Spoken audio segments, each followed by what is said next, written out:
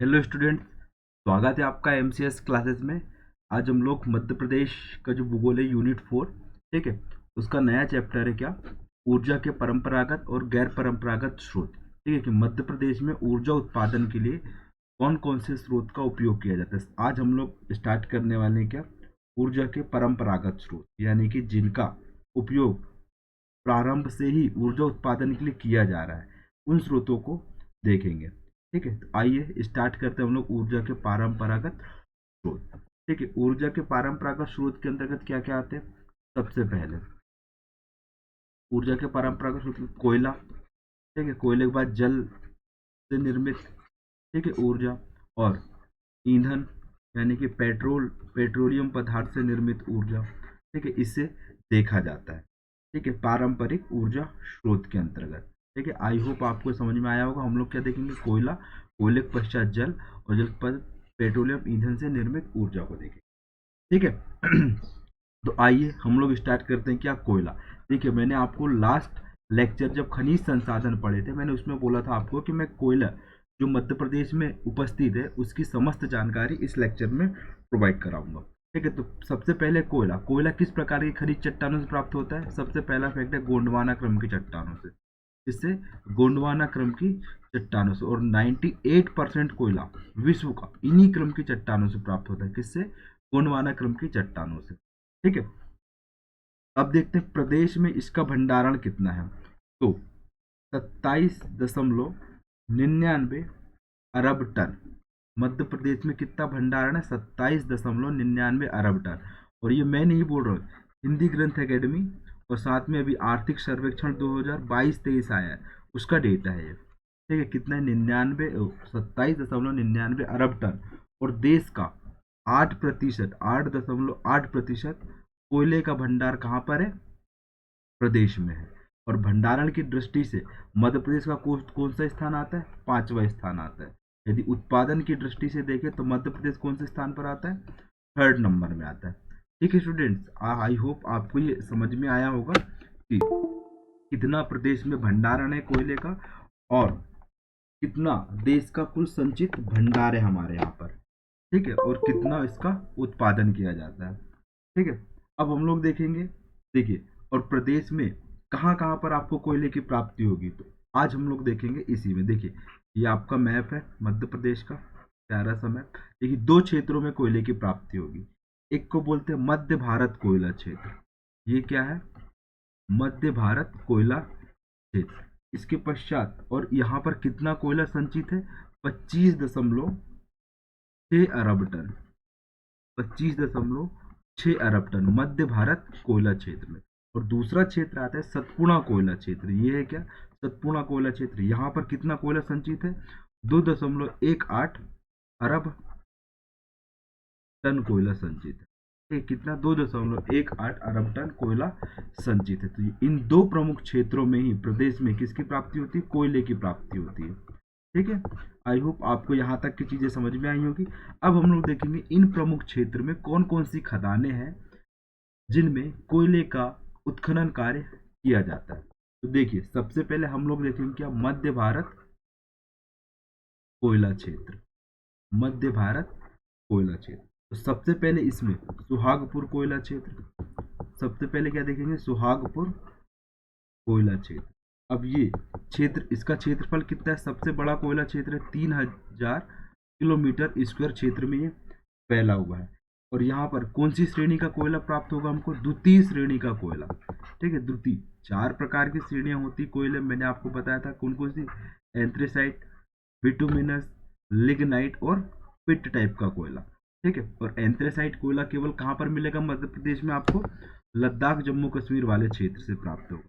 ठीक है, और यहाँ पर द्वितीय कुटी यानी कि बिटुमिनस टाइप का कोयला आपको मिलेगा कहाँ पर? सुहागपुर में। सुहागपुर कहाँ पर आता है? ये शहडोल में आता है। और यहाँ की प्रमुख खदानें कौन कौन सी लिख लीजिए, पूछता है प्रीलिम्स में। बुढ़ार, ठीक है, बुढ़ार के पश्चात अमलई,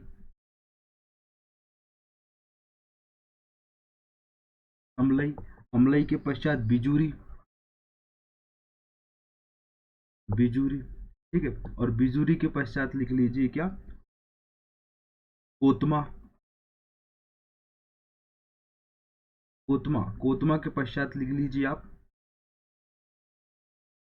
रामपुर। हाल ही में इसको खोजा गया, किसको, रामपुर साइट को। ठीक है, ये क्या हो जाएगा, ये प्रमुख कोयला खदानें कौन कौन सी, बुढ़ार, अमलाई, बिजूरी, कोतमा, रामपुर। ठीक है, और ये ओपन माइन है, कौन सी, रामपुर वाली। ठीक है, इसके पश्चात दूसरा क्षेत्र जो इसी में आता है, क्या है, उसका नाम सिंगरौली कोयला क्षेत्र। लिख लीजिए सिंगरौली कोयला क्षेत्र, जहां पर एनटीपीसी के द्वारा ऊर्जा उत्पादन कार्य किया जाता है। कौन सा, सिंगरौली कोयला क्षेत्र। और ये कितने किलोमीटर स्क्वायर क्षेत्र में फैला है, ये 2300 किलोमीटर स्क्वायर में फैला हुआ है। ठीक है, यहाँ की प्रमुख खदानें कौन कौन सी सिंगरौली में, गोरबी, जयंत, झिंगुरदा। ठीक है, गोरबी, जयंत, झिंगुरदा।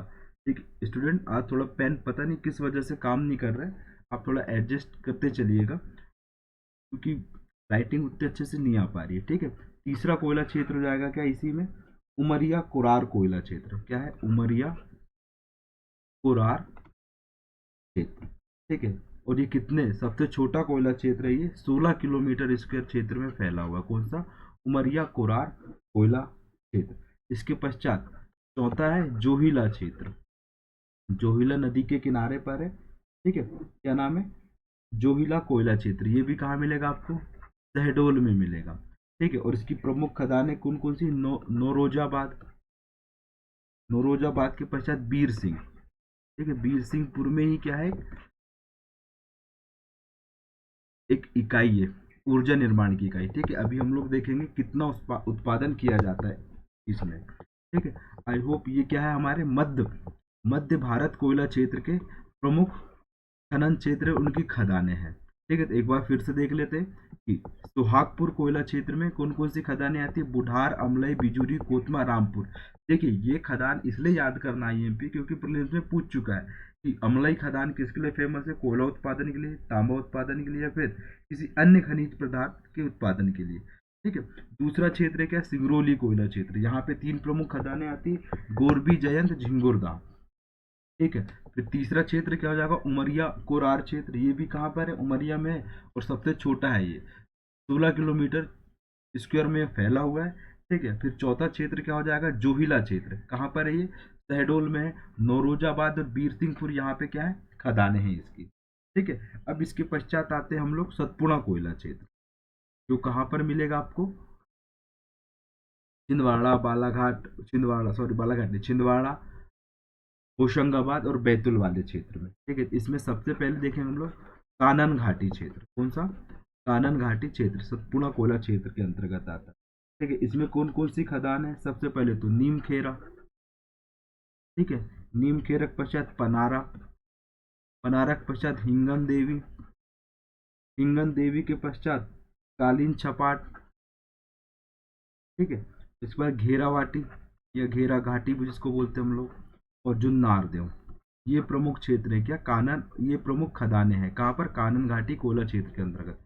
और ये किस जिले में आती है, छिंदवाड़ा जिले में आती है। ठीक है, इसके पश्चात दूसरा कोयला क्षेत्र है, दूसरा कोयला क्षेत्र पेंच घाटी कोयला क्षेत्र, पेंच घाटी कोयला क्षेत्र। यहाँ की प्रमुख खदानें कौन सी, बरकोही, आईएमपी है ये खदानें, पूछ चुका है व्यापम के एग्जाम में।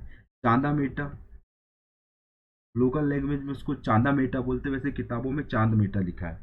ठीक है, रेतिया, रेतिया के पश्चात सिरगोरा। ये प्रमुख खदान है कहाँ पर, पेंच घाटी कोयला क्षेत्र में। तीसरा क्षेत्र है इसी में पाथरखेड़ा कोयला क्षेत्र, पाथरखेड़ा कोयला क्षेत्र। ये कहाँ पर मिलेगा आपको, बैतूल में मिलेगा। कहाँ पर, बैतूल में। ठीक है, इसके पश्चात तवा घाटी कोयला क्षेत्र। ठीक है, तवा घाटी कोयला क्षेत्र, ये कहाँ पर, ये शाहपुर में है। शाहपुर, ये भी क्या है, बैतूल में है। ठीक, इसके पश्चात पांचवा क्षेत्र इसमें मोह पानी कोयला क्षेत्र। कौन सा, मोह पानी कोयला क्षेत्र। यहाँ पे निम्न कोटि का कोयला मिलेगा आपको, किसमें, मोह पानी कोयला क्षेत्र। ठीक है, आई होप स्टूडेंट आप ये प्रमुख कोयला क्षेत्रों को समझ चुके हैं, कौन कौन से। मध्य भारत कोयला क्षेत्र के अंतर्गत क्या क्या आते हैं, सुहागपुर कोयला क्षेत्र, सिंगरौली कोयला क्षेत्र, उमरिया कोरार क्षेत्र, जोहिला कोयला क्षेत्र। और वहीं सतपुड़ा कोयला क्षेत्र के अंतर्गत कौन कौन से क्षेत्र आते हैं, तो कानन घाटी कोयला क्षेत्र। ठीक है, पेंच घाटी कोयला क्षेत्र, इसके पश्चात पाथरखेड़ा कोयला क्षेत्र, तवा घाटी कोयला क्षेत्र और मोहपानी कोयला क्षेत्र आते हैं। ठीक, इनका कितना भंडारण है मध्य प्रदेश में? 27.99 अरब टन। कितना? 27.99 अरब टन भंडारण है मध्य प्रदेश में। और कितना उत्पादन किया जाता है? तो उत्पादन की दृष्टि से मध्य प्रदेश का कौन सा स्थान है? तीसरा स्थान है। और सकल उत्पादन में चौथे स्थान पे आते हैं हम लोग। ठीक है, ये हो गया कि हमारे प्रमुख कोयला क्षेत्र। अब इन्हीं कोयला क्षेत्र पर आधारित ऊर्जा के परंपरागत स्रोत आते हैं। ठीक है, कौन से? ऊर्जा के परंपरागत स्रोत आते हैं। लेकिन इससे पूर्व इन कोयला खनिज का उत्खनन कार्य किस किस के द्वारा किया जाता है? तो सबसे पहले south east coal field limited, इसको हम लोग बोलते हैं SE, south east coal field limited. कहाँ पर है? शहडोल में। ठीक है, एक क्या है? नॉर्दर्न कोल फील्ड लिमिटेड, ये कहाँ पर है? सिंगरौली में कार्य करता है ये। और एक क्या है? Western coal field limited. इन संस्थाओं के द्वारा ही क्या किया जाता है? प्रदेश में कोयला उत्खनन का कार्य किया जाता है। ठीक है स्टूडेंट, ये आप समझ गए होंगे। अब देखते हैं कोयला आधारित तापीय संयंत्र कौन कौन से हमारे यहाँ पर, या फिर कौन कौन से ऐसे यूनिट्स हैं जिनके माध्यम से परंपरागत ऊर्जा का उत्पादन किया जाता है। तो सबसे पहले देखिए, मैं यहाँ पे नाम लिखते चलूंगा और उनका कितना उत्पादन हो रहा है। सबसे पहले अमरकंटक तापीय ऊर्जा केंद्र। अमरकंटक तापीय ऊर्जा केंद्र कब बना था? 1965 में बना था। ठीक है, और इसके द्वारा कितना उत्पादन किया जाता है? 210 मेगावाट। हाल ही में इसे सरकार के द्वारा 450 मेगावाट उत्पादन करने का प्रस्ताव रखा गया है। ठीक है, इसके पश्चात सतपुड़ा तापीय विद्युत केंद्र। क्या? सतपुड़ा तापीय विद्युत केंद्र कब स्टेब्लिश हुआ? 1963 में स्टेब्लिश हुआ। और कितना उत्पादन किया जा रहा है इसके माध्यम से? 1330 मेगावाट विद्युत का उत्पादन किया जा रहा है। ठीक है, कहाँ पर आता है? सतपुड़ा बैतूल वाले क्षेत्र में आता है। ठीक है, इसके पश्चात संजय गांधी तापीय विद्युत केंद्र कहाँ पर है? बीरसिंहपुर कहाँ पर? उमरिया में। ठीक है, कितना उत्पादन किया जाता है इसके द्वारा? 1340 मेगावाट का उत्पादन किया जाता है। ठीक है, इसके पश्चात चौथा जो क्षेत्र हो जाएगा श्री सिंगा जी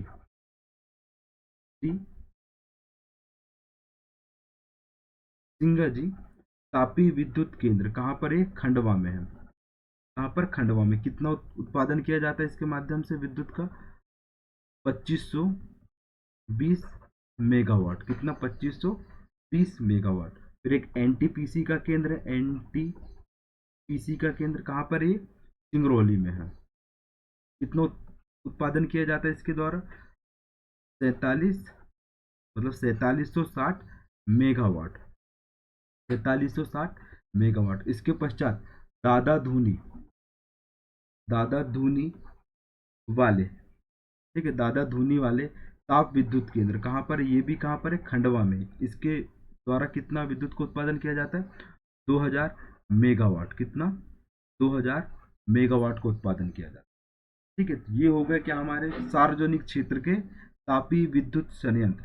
अब देखेंगे हम लोग जो निजी क्षेत्र के जो संयंत्र है, निजी क्षेत्र के कौन कौन से निजी क्षेत्र के? सबसे पहले हम लोग देखेंगे झाबुआ पावर लिमिटेड।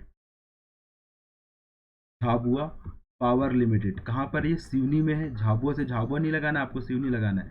इसकी क्षमता कितनी है? 600 मेगावाट। ठीक है, फिर क्या है? Gadarwara super thermal power project. Gadarwara super thermal power project कहाँ पर है? घनसौर में, सॉरी कहाँ पर है? नरसिंहपुर में है। ठीक है, और कितनी इसकी उत्पादन क्षमता है? 1600 मेगावाट। ठीक, इसके पश्चात एसर पावर लिमिटेड कहाँ पर है? सिंगरौली में। और कितना उत्पादन किया जाता है इसके द्वारा?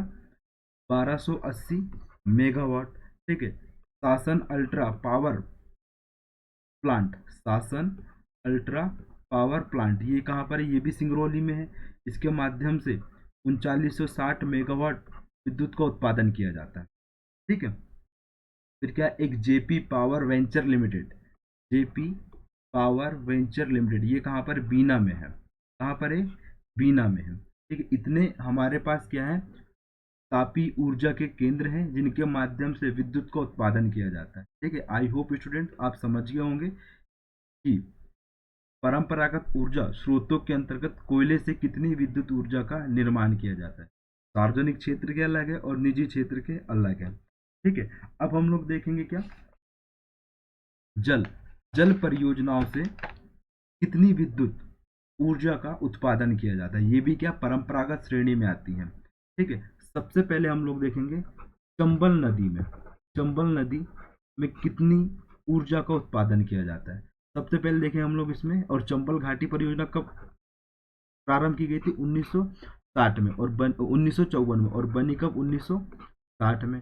सबसे पहले गांधी सागर परियोजना, कौन सी, गांधी सागर परियोजना, कहाँ पर, मंदसौर में, 115 मेगावाट बिजली का उत्पादन करती है। कितना, 115 मेगावाट बिजली का उत्पादन या विद्युत का उत्पादन। इसी के अंतर्गत दूसरी आती है क्या, जवाहर सागर परियोजना, कौन सी, जवाहर सागर, 99 मेगावाट। ठीक है, और इसी में तीसरी आती है राणा प्रताप सागर। ठीक है, राणा प्रताप सागर, इसकी क्षमता कितनी है, 172 मेगावाट। ताप, ये सब कौन सी, जलीय ऊर्जा है। ठीक है, या फिर जल विद्युत या फिर नदी में जो परियोजना बनती है के माध्यम से विद्युत का उत्पादन करती है। ये क्या हो गई हमारी चंबल नदी घाटी परियोजना। अब देखते हैं पेंच नदी। ठीक है, पेंच नदी में क्या है, पेंच परियोजना कितना विद्युत का उत्पादन करता है, 160 मेगावाट। आईएमपी है ये, है ना।